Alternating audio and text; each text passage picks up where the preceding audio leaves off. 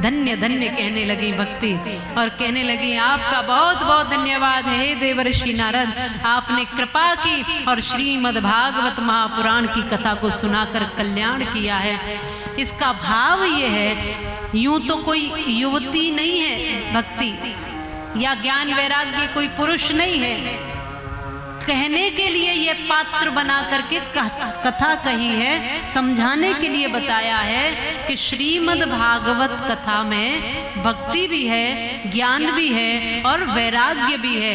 अन्य अन्य ग्रंथों में किसी में भक्ति मिलेगी तो किसी में ज्ञान तो किसी में वैराग्य मिलेगा, लेकिन श्रीमद् भागवत महापुराण एक ऐसा पुराण है जिसमें तीनों है, भक्ति भी है, ज्ञान भी है और वैराग्य भी है, तीनों का सामुच्य है। सुखदेव जी के मुख से निकला हुआ एक ऐसा अमृतमय फल है और फल में भी गुठली नहीं है, इसमें सुख मुखाद अमृत द्रव संयुतम पिबत रसमालयम मुहुरहो रसिका भुवि भावुका। ये ऐसा फल है भागवत कथा रूपी फल जो सुखदेव जी के मुख से निकला है। सुखदेव जी ने कथा कही ना परीक्षित जी के लिए, तो ये उन्हीं के मुख से निकला। और सुख कहते हैं तोते।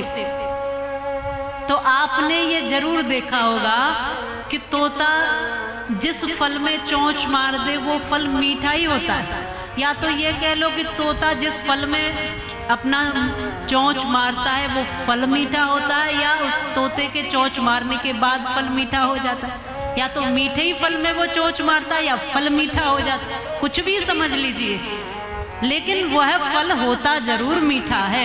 ऐसे ही इस भागवत में भी सुखदेव जी का ही मुख लगा हुआ है, इसलिए ये भागवत रूपी फल भी अत्यंत मीठा है। और इस फल में गुठली तो है ही नहीं, रस ही रस है। पिबत रसमालयम मुहुरहो रसिका भुवि भावुका। रस ही रस है, बस पीते जाओ। इस फल में गुठली नहीं है। गुठली के माने कि अगर किसी फल में गुठली है तो गुठली निकालनी पड़ती है ना, कुछ उसमें से निकालना पड़ेगा तब फिर फल का रस ले जाओगे। ये ऐसा फल है इसमें से कुछ भी निकालना नहीं है, इसमें भरपूर भक्ति है, भरपूर ज्ञान है, भरपूर वैराग्य है, रस ही रस है सारा का सारा। बस पीते चले जाओ, रसिक बनते चले जाओ, प्रेमी बनते चले जाओ, भगवान का रूप निहारते चले जाओ, गोविंद का दर्शन करते चले जाओ। भागवत में से कुछ निकालना नहीं है, सारा का सारा भीतर ले जाना है, ग्रहण करना है। इसलिए आओ, अगर पान करना है तो भगवान के कथा का रस पान करिए। मैं कई बार कहा करती हूँ, ऐसे पीने से क्या फायदा जो शाम को पियोगे सुबह उतर जाएगी। कोई पीता तो नहीं है यहाँ पे? कोई पीता हो तो हाथ खड़ा कर सकते। अब देखो, भगवान की कथा में तो सच बोलने में कोई बुराई नहीं है।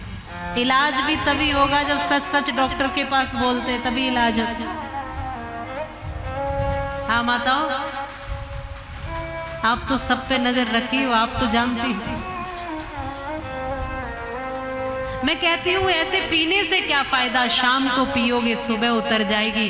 पीना है तो हरि नाम का प्याला पीकर देख लो, जिंदगी सारी नशे में गुजर जाएगी। ठाकुर जी का नशा जिसको चढ़ गया वो पूरे जीवन भजन के नशे में रहता है, भक्ति के नशे में रहता है, कृपा के नशे में, परमात्मा के आनंद के नशे में रहता है। जैसे ज्ञान और वैराग्य की जर्जरता समाप्त हुई, वैसे ठाकुर जी कृपा करे हमारे जीवन से भी जो जर्जरता है, जो रोग हैं, जो कमियां हैं, जो विकार हैं, वो दूर हो। जैसे भक्ति महारानी तृप्त हुई, प्रसन्न हुई, वैसे हमारे मन में भी प्रसन्नता हो और यह तीनों ज्ञान वैराग्य भक्ति तीनों हमारे भीतर प्रवेश कर सके।